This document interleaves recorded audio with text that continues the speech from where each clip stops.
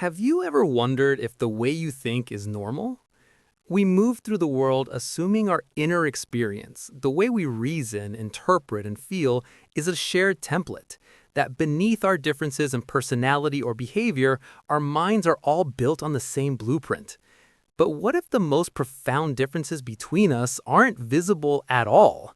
What if they exist in the unseen architecture of thought itself?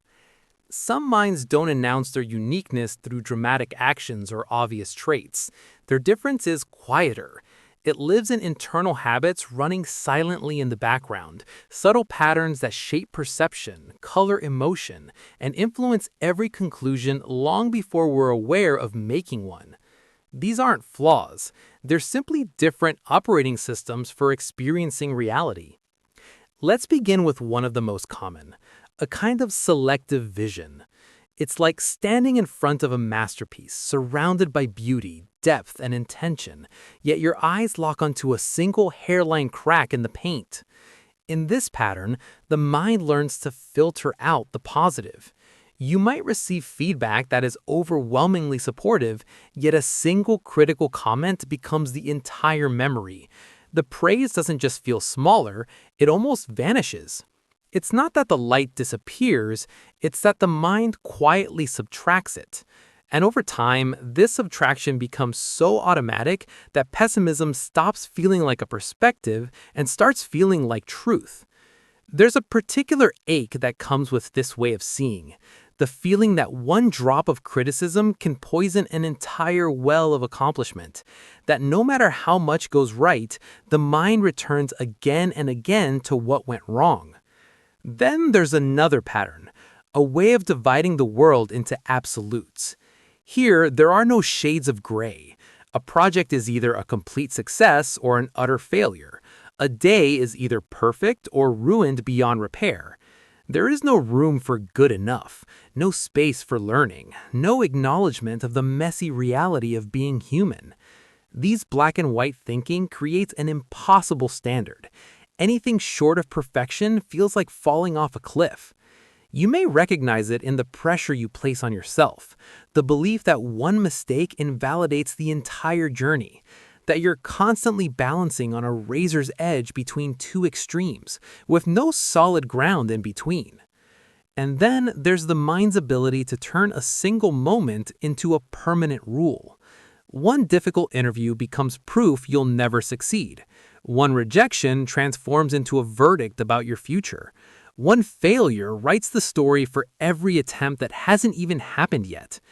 It's a strange kind of mental math, where one event multiplies itself into infinity.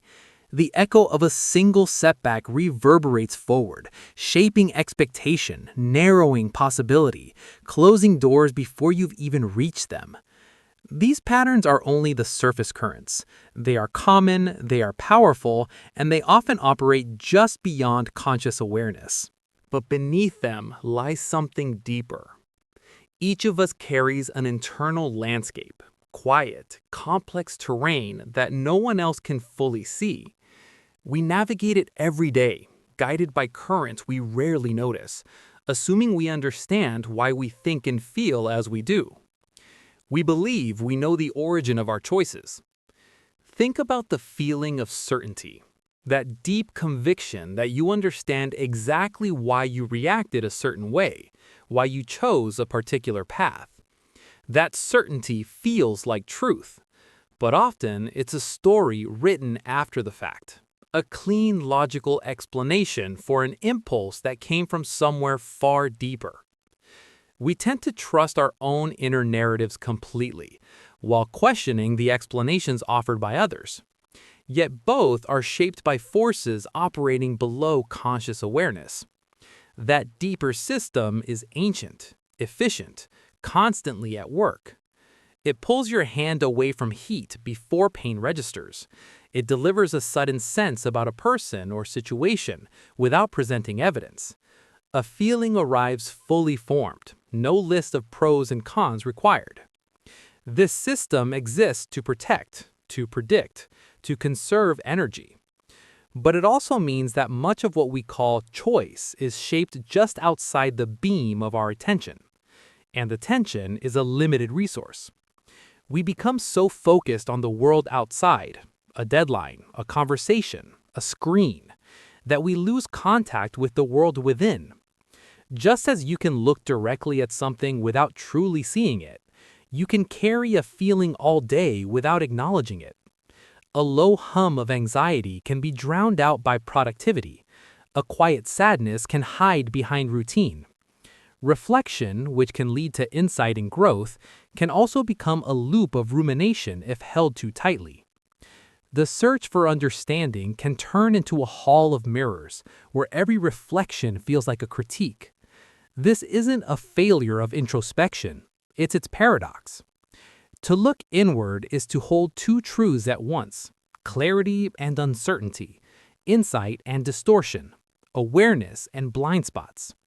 These internal mechanics, the stories we tell ourselves, the unseen currents guiding our reactions, the signals we miss, the delicate balance between reflection and rumination, are not flaws. They are not errors in a system that was meant to be simple. They are variations in the intricate, silent work of being human. To think differently is not to think incorrectly. It is simply to inhabit a landscape that has not and may never be fully mapped, not even by the one who lives there. And there is a quiet confidence in recognizing this truth, in knowing that your inner world is uniquely yours, complex, unfinished, and worthy of understanding, not judgment.